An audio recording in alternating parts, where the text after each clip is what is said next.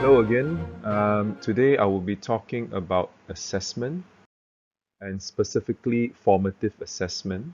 I'll be talking about clinical assessment, logbook, as well as courses, and what is our assessment covering, as well as how do we keep track and how do we remediate lack of progress. Okay, what are formative assessments? So basically, formative assessment is in-training measures of the trainee's development. We define areas for improvement, whereby basically learning the right things to the right standard. And cumulative poor assessments may actually warrant consideration of extension within a program.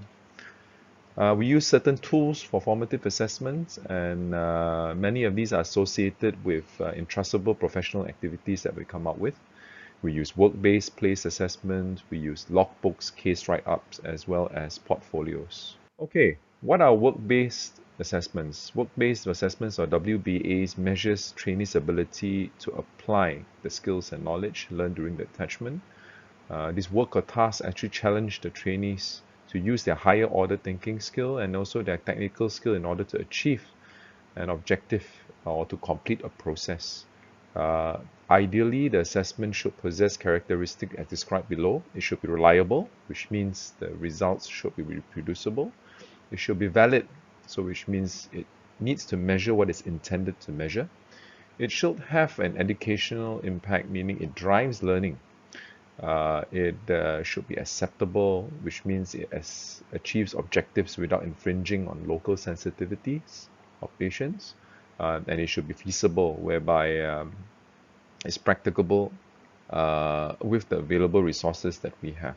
There are many tools which we can use in work-based assessment in order to assess cognitive, psychomotor, and affective domains of our students. We can use things like mini-checks, we can use direct observation of clinical encounters, we can use case-based discussion, and very often, especially things like mini-checks and also direct observation clinical encounters can assess all cognitive, psychomotor, and also affective domain of our student.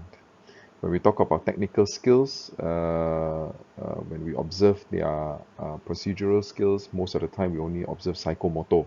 However, by using certain tools like PBAs, we can assess cognitive, psychomotor, and also affective domain of our students, as well as presentation skills assessment tool, which could be used during handover meetings, ward rounds, and journal club, and so forth.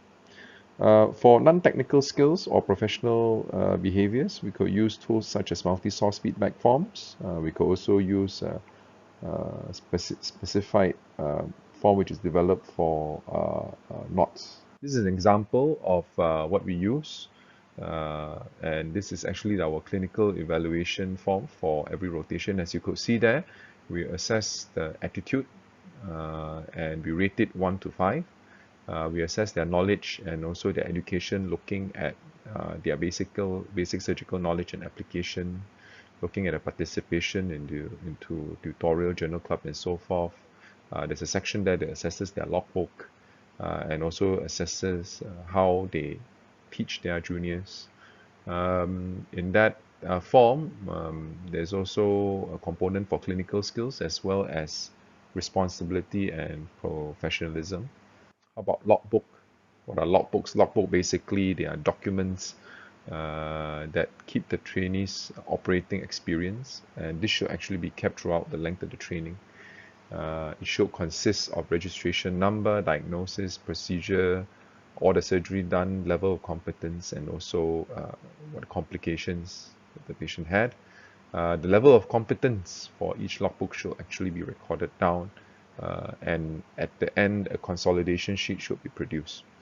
It is recommended that a periodic regular review of the logbook is being carried out by the trainer with the trainee, so they can look at the volume and also the variety of suitable procedures and also the competence level that they should achieve.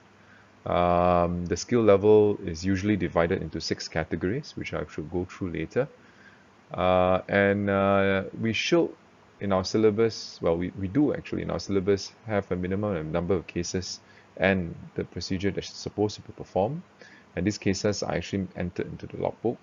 Our trainees should achieve all these numbers no less than 3 months prior to the Part 2 examination, and the trainees should be encouraged to perform more than the minimum number of procedures. If they can have more, then all the better. What is the skill level, what is the descriptor, and what is the descriptive equivalent?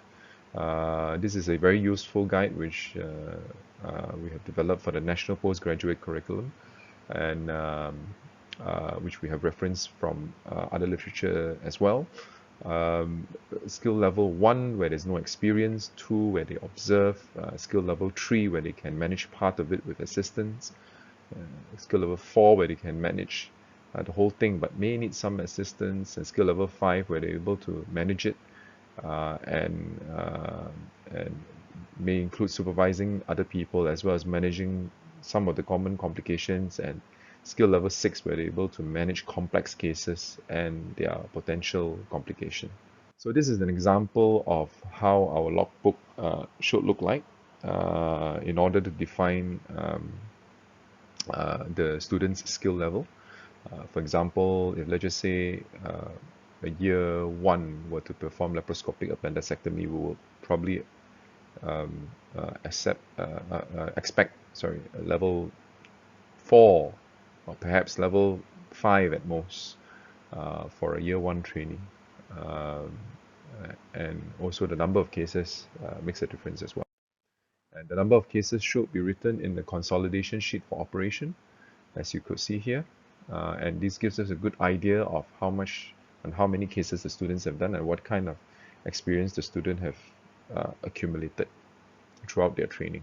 Okay, other methods of formative assessment will include things like case write-up, and currently in our program we have asked our students to have 3 case write-ups, and this case write-up will include literature review, and it has to be verified by consultants prior to handing it into the portfolio, and of course we encourage our students to publish these case write-ups. The students should also keep a CPD portfolio. So what is a CPD? CPD basically is continuous professional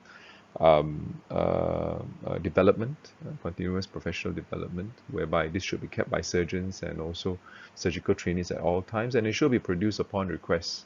It's part of ongoing assessment and professional development, and there are many categories to it. This will include things like scientific meetings, workshops, workplace trainings, quality improvement activities, training, presentations, and so forth.